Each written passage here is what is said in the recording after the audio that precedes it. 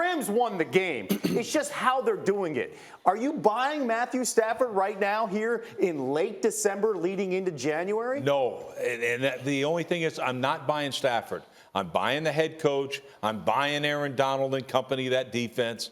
All right, but Stafford, and here's the thing, nothing personal, but I think it's important that you've had success in playoffs.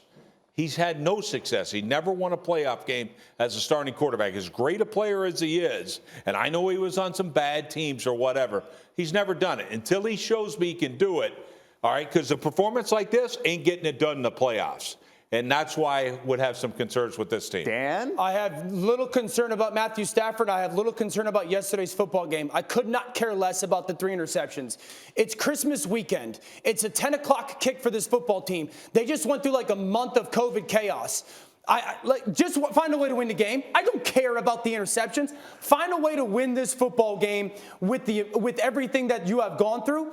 Now, if you want to tell me this, the Rams are a Super Bowl contender, and the biggest question is, do you believe that Matthew Stafford can play the best 4-game stretch ever in his career for them to win? That's a fair question.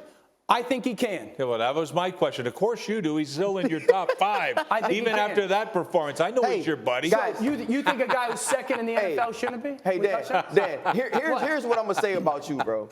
Here's what I love about you. I'm glad you're my friend. I was just thinking the same exact thing. Because I know if I come on here and I stank it up for a week, you're going to give me every excuse in the book. You're going to be like, RC travels a ton. Hey. RC's been raising kids since he was 19. RC also wears these very slim suits that sometimes he has to work out late to fit into. And all of those things has hurt RC's brain, and he can no longer function. Because if you've seen what you saw from Matthew Stafford yesterday, from any other quarterback, you would be worried, and you would think about the Tennessee Titans game, and you would understand that we saw a good Jacksonville game, you saw a good Arizona game, but down the stretch it has been sketchy for Matthew Stafford, and you have to be honest about that. Is he ultimately talented? Oh. Absolutely. But he has struggled down the stretch of this season. They've made some adjustments, but yesterday he played bad.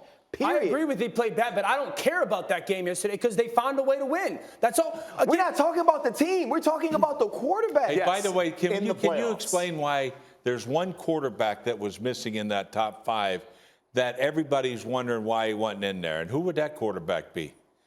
Baker? How about Carson Wentz? Where's Carson on that list? I don't know. Carson's in that top 11 or so right now. Dan, we're just all happy you're friends of ours because, my goodness, you are so loyal. Dan, thank you for watching ESPN on YouTube. For live streaming sports and premium content, subscribe to ESPN+.